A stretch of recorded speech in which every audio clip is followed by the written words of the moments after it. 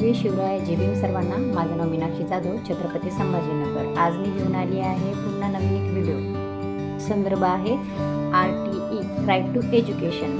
आज बऱ्याचशा पालकांचे मेसेज आणि कॉल आले होते, कारण बऱ्याचशा लोकांकडे माझा पर्सनल नंबर आहे। तर ते विचारत होते, मॅडम डॉक्युमेंट्स काय लागेल, काय पाहिजे थोडंसं सांगा। त्यासाठी मी व्हिडिओ बनवत आहे। डॉक्युमेंट्स खूप जास्त नाही, पण अतिशय महत्त्वाचे असे आपल्याला लागणार आहे।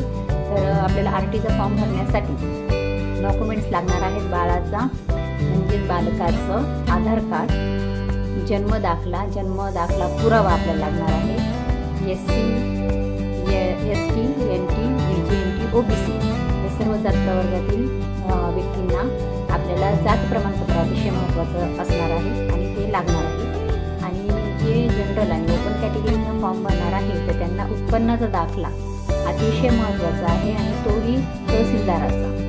त्याच्यामध्ये 1 लाखाच्या आतमध्ये त्या व्यक्तीचं उत्पन्न असायला पाहिजे। ठीक आहे। बरं, पुन्हा महत्त्वाचं म्हणजे जे बालक असतील त्यांचे कुणाचे वडील मृत्यू पावलेले असतील त्यांचं मृत्यू प्रमाणपत्र हे देखील अतिशय महत्त्वाचं असतं आपल्यासाठी। आणि पुन्हा आपण ऑनलाईन जेव्हा फॉर्म भरतो तर त्याच्यामध्ये एक कॉलम असतो जो दिव्यांगांसाठी आहे। तर दिव्यांग असेल तर तुम्ही त्या ठिकाणी दिव्यांग म्हणून टिक करू शकता, हँडिकॅप। ठीक आहे।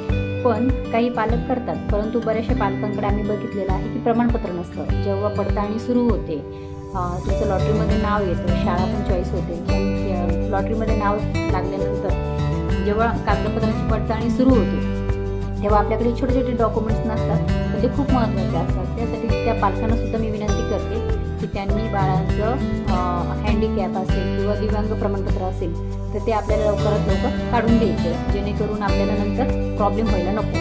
ठीक आहे। तर हे सर्व महत्त्वाचे डॉक्युमेंट्स आपल्याला लागणार आहेत आणि हे तुम्हाला आत्ताच काढून घ्यायचे आहेत, जेणेकरून काही दिवसानंतर तुम्हाला तो त्रास होईल तो आजच तुम्ही लवकरात लवकर सॉल्व्ह करून घ्यायला पाहिजे। ठीक आहे। तर पुढच्या व्हिडिओमध्ये मी तुम्हाला याच्यामध्ये सांगणार आहे की बाळाची जन्मतारीख, बाळाचा जन्माचा महिना आणि वर्ष, कुठल्या वर्षामध्ये बाळ असायला पाहिजे आणि त्याच्यामध्ये बाळ हे कंप्लीट 6 वर्ष झालेलं असणं महत्त्वाचं आहे, तेव्हाच आपण तो फॉर्म भरू शकतोय।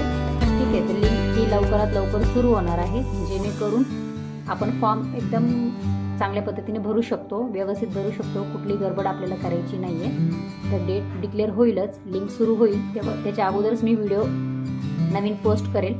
पण लवकरात लवकर माझ्या इन्स्टा ID तुम्हाला फॉलो करायचं आहे। काही तुमच्या अडचणी असतील तर मला कमेंट्समध्ये तुम्ही विचारू शकता। लाईक करायचं आहे आणि जे खरंच गरजू आहेत लोक त्यांच्यापर्यंत हा व्हिडिओ माझा पाठवायचा आहे, जेणेकरून त्यांच्या मुलाचं भविष्य तुमच्या एका शेअर केल्याने चांगलं होऊ शकतं असं मला वाटतं। चालेल, मनापासून तुमचे आभार। जय जिजाऊ, जय शिवराय।